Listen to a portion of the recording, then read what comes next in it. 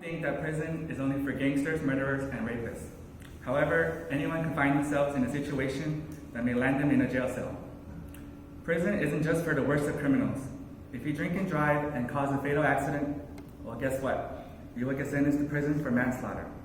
So before you decide to drink and drive, let me tell you the negative psychological effects prison has. First, we'll be covering the effects solitary confinement has on one's mental health, then the dangers of prison, and finally, the long-term effects such as PTSD. Let's first take a look at how solitary confinement is damaging the brain. According to an article in 2019 in the Journal of Law and the Biosciences, Federica Coppola, who has a PhD in neuroscience, states that socio-environmental deprivation can have damaging effects on the brain. Studies have shown extreme isolation, such as solitary confinement, leads to a loss of the hippocampal plasticity. Social isolation also causes the amygdala to increase activity. The amygdala is an almond-shaped gray matter inside the brain. Increased activity of the amygdala causes depression, anxiety, and autism. In 2020, Karamat Reeder, a professor at the University of Irvine, reported in the American Journal of Public Health that prisoners who spend time in solitary confinement have symptoms such as social isolation and loss of identity.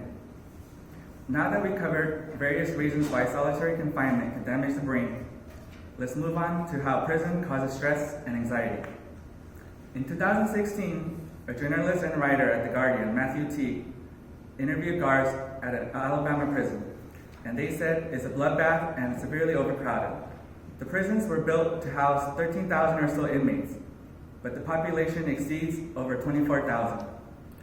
According to an article in the Sacramento Bee in 2019, journalist and writer Alyssa Holdenfield reported that California prisons were so overcrowded that inmates were sleeping in gyms, hallways, and day rooms.